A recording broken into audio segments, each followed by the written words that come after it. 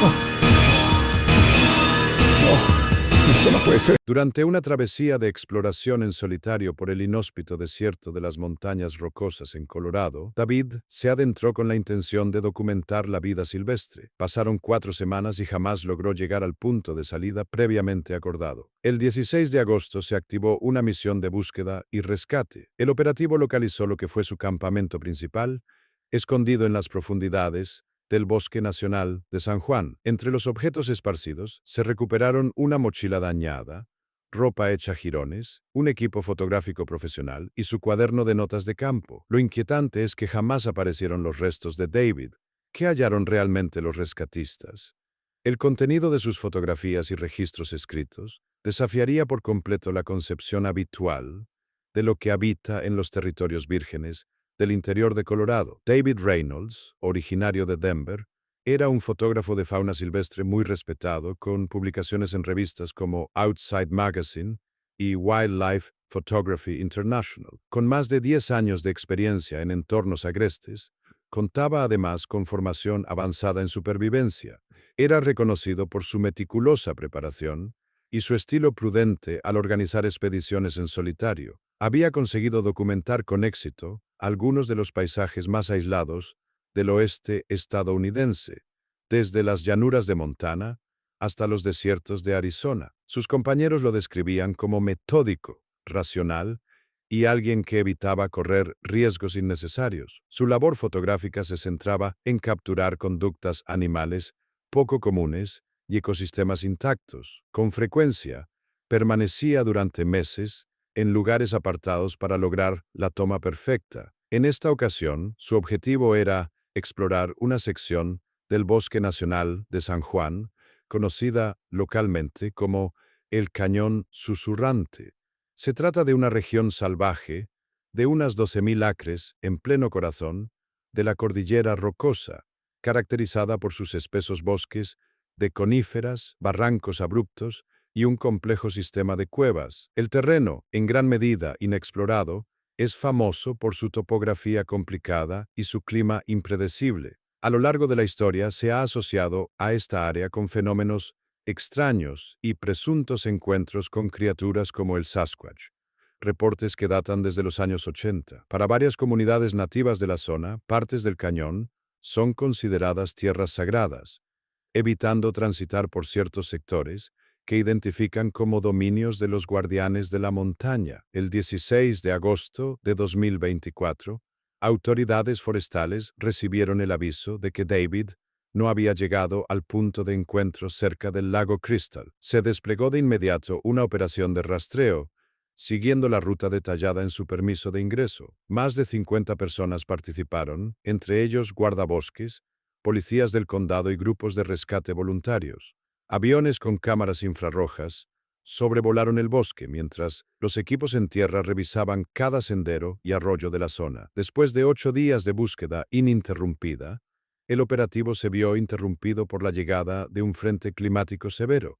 La fuerte lluvia, la densa neblina y el terreno peligroso hicieron que continuar representara un gran riesgo para los rescatistas.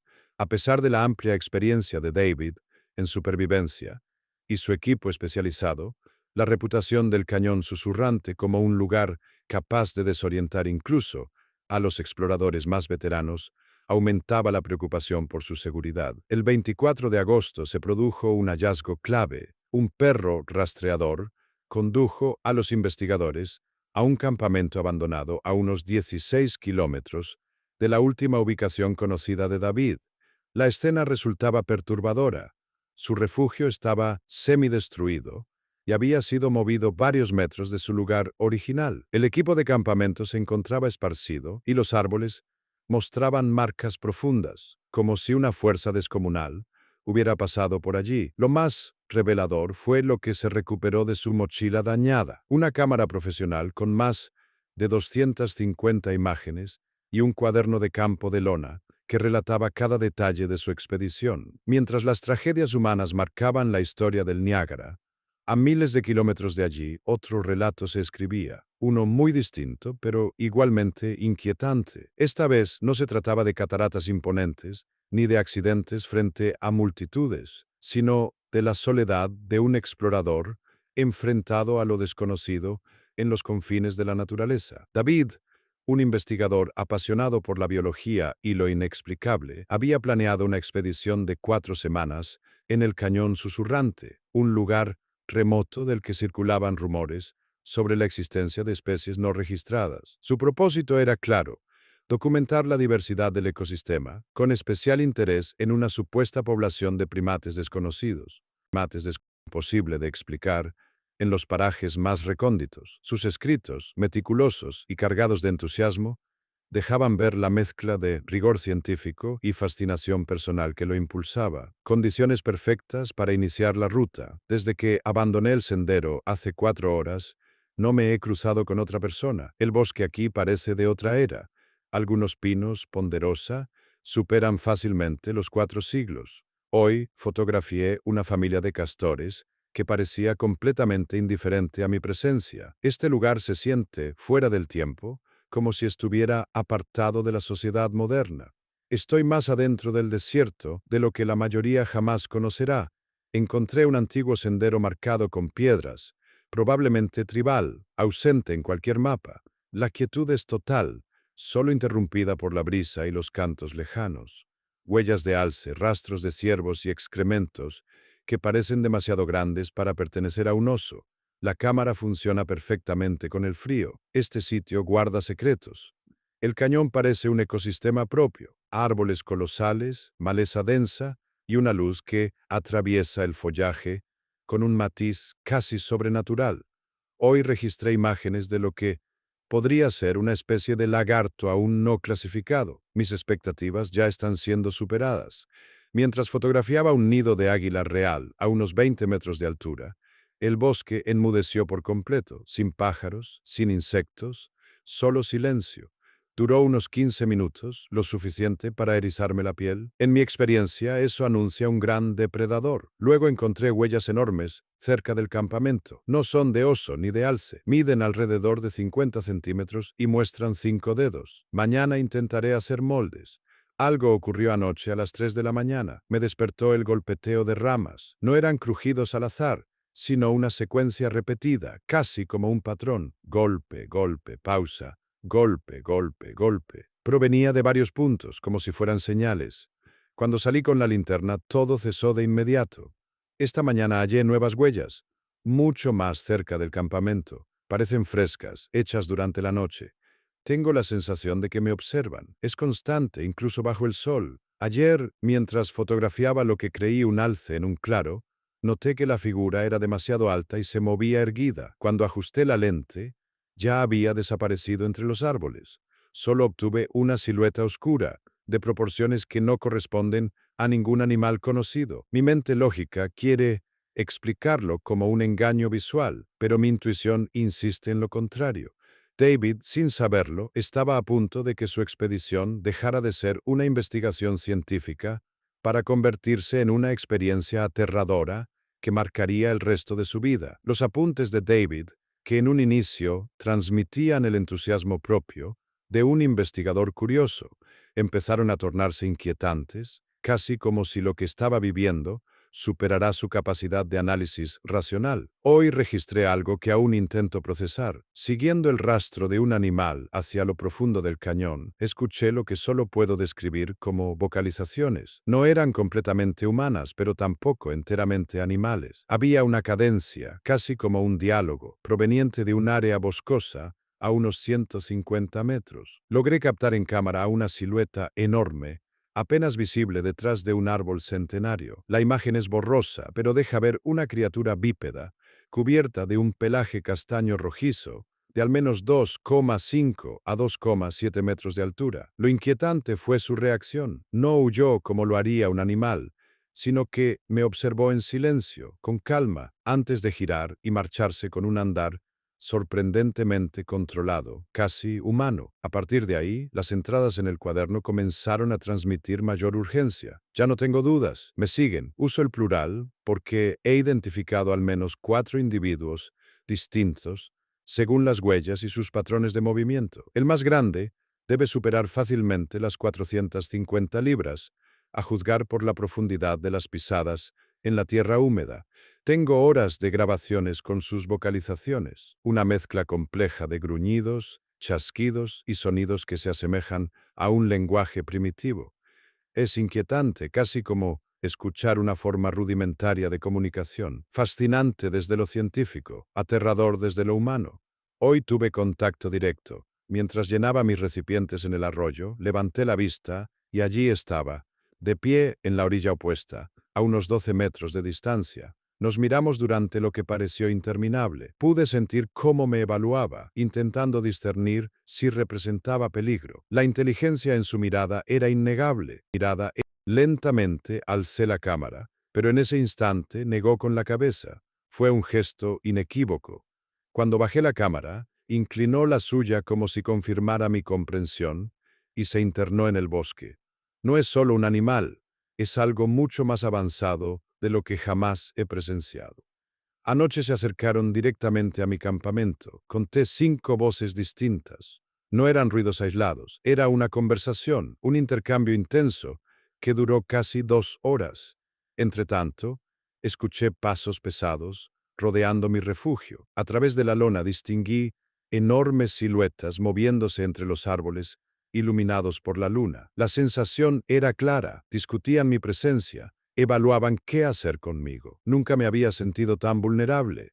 Las últimas anotaciones del cuaderno reflejan un conflicto desgarrador entre la fascinación científica y el miedo visceral. Sé que debería retirarme, pero no puedo. Lo que he visto y registrado podría cambiar por completo nuestra visión de la fauna norteamericana. He documentado refugios construidos con ramas entrelazadas, espacios que parecen áreas de almacenamiento, incluso herramientas básicas.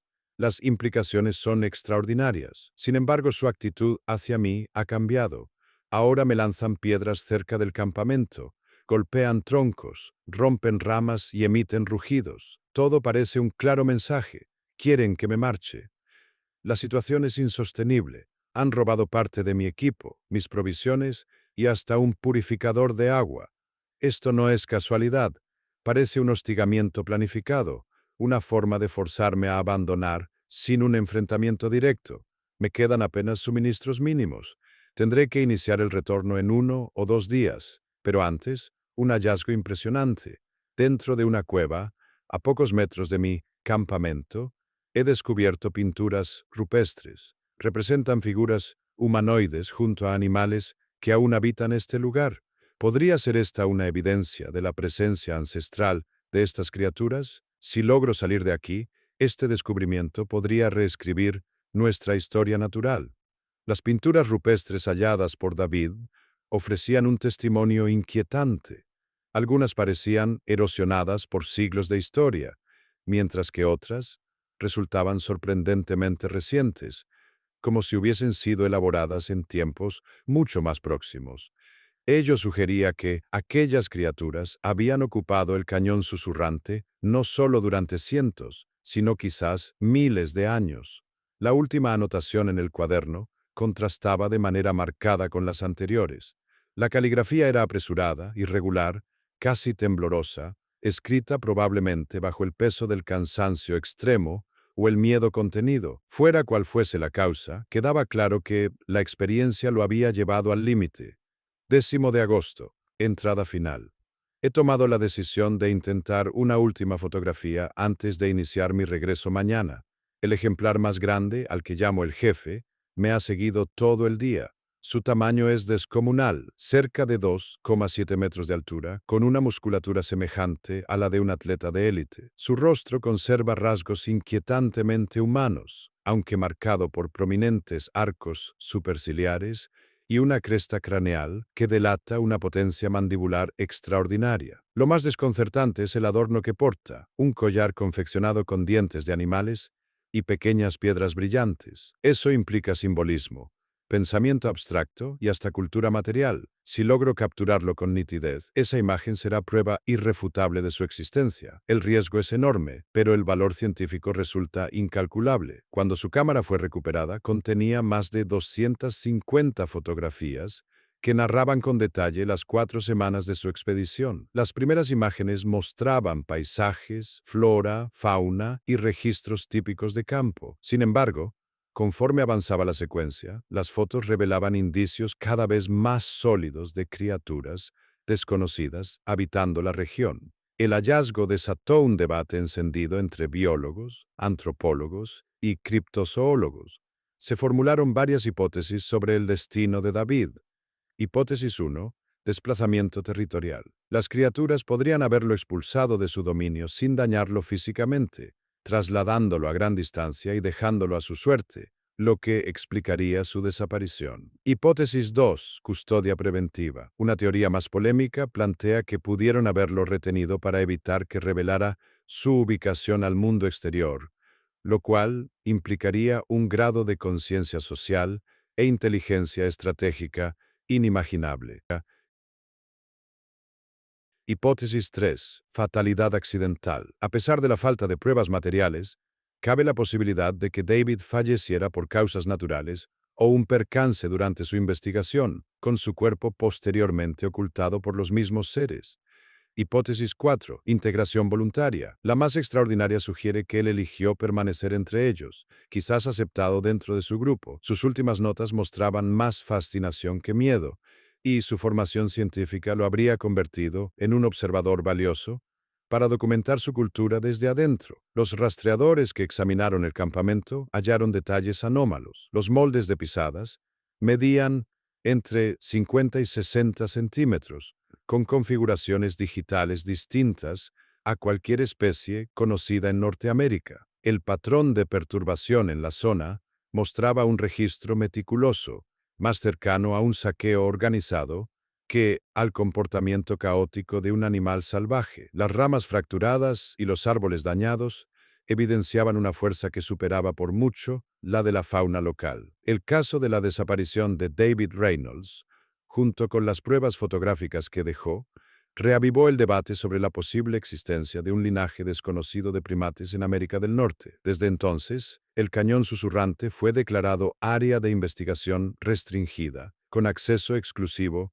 a personal científico autorizado. Varias universidades iniciaron proyectos conjuntos para explorar la región mediante métodos no invasivos, en un esfuerzo por esclarecer el misterio sin alterar el delicado equilibrio del lugar. La calidad y consistencia de la evidencia recopilada por David, sumadas a su reputación como investigador riguroso y honesto, han convertido su legado en uno de los enigmas científicos más intrigantes de nuestro tiempo.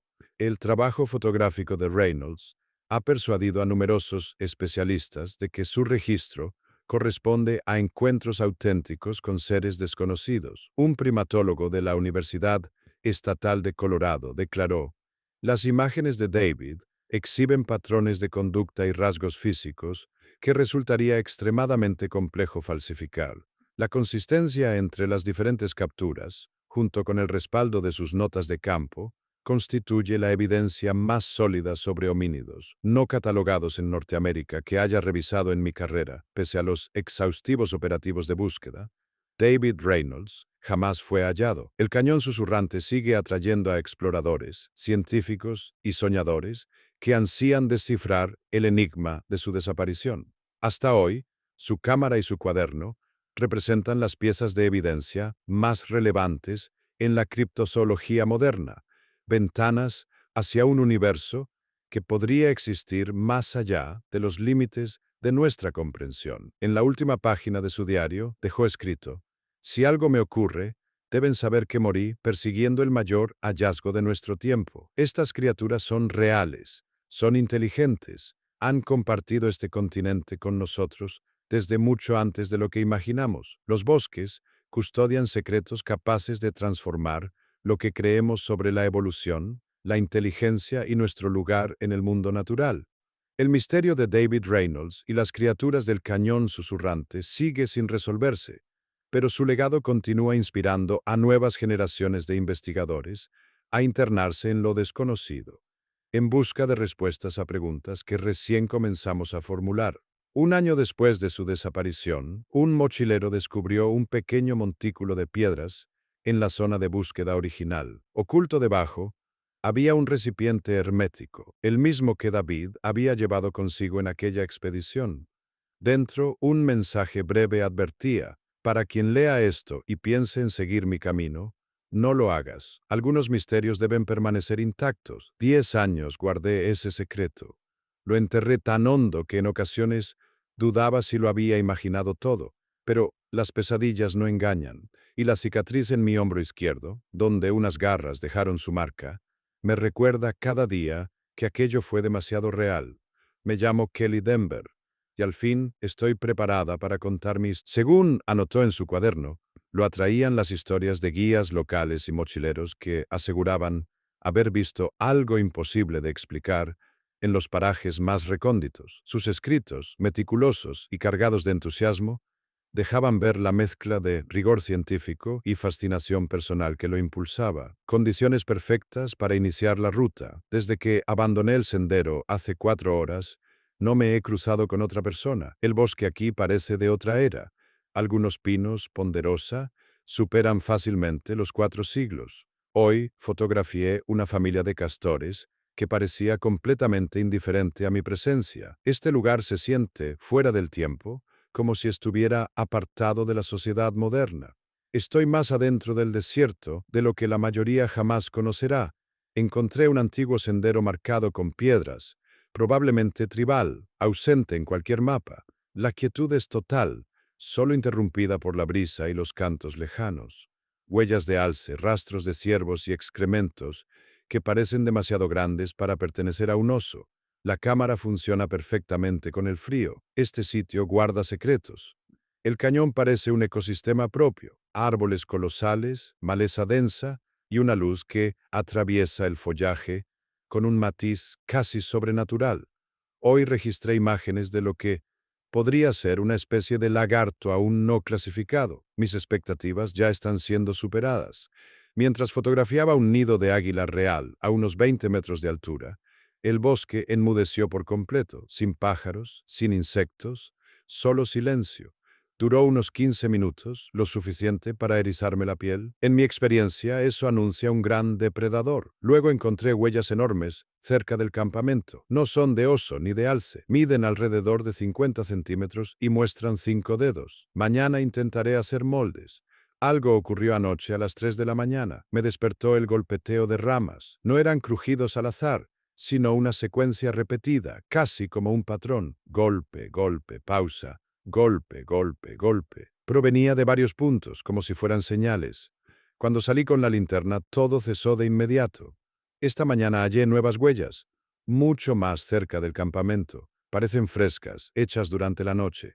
Tengo la sensación de que me observan. Es constante, incluso bajo el sol. Ayer, mientras fotografiaba lo que creí un alce en un claro, noté que la figura era demasiado alta y se movía erguida. Cuando ajusté la lente, ya había desaparecido entre los árboles.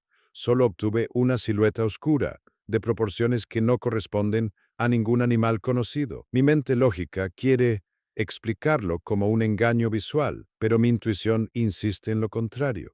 David, sin saberlo, estaba a punto de que su expedición dejara de ser una investigación científica para convertirse en una experiencia aterradora que marcaría el resto de su vida. Los apuntes de David, que en un inicio transmitían el entusiasmo propio de un investigador curioso, empezaron a tornarse inquietantes, casi como si lo que estaba viviendo superará su capacidad de análisis racional. Hoy registré algo que aún intento procesar. Siguiendo el rastro de un animal hacia lo profundo del cañón, escuché lo que solo puedo describir como vocalizaciones. No eran completamente humanas, pero tampoco enteramente animales. Había una cadencia, casi como un diálogo, proveniente de un área boscosa a unos 150 metros. Logré captar en cámara una silueta enorme, apenas visible detrás de un árbol centenario. La imagen es borrosa, pero deja ver una criatura bípeda, cubierta de un pelaje castaño rojizo, de al menos 2,5 a 2,7 metros de altura. Lo inquietante fue su reacción. No huyó como lo haría un animal,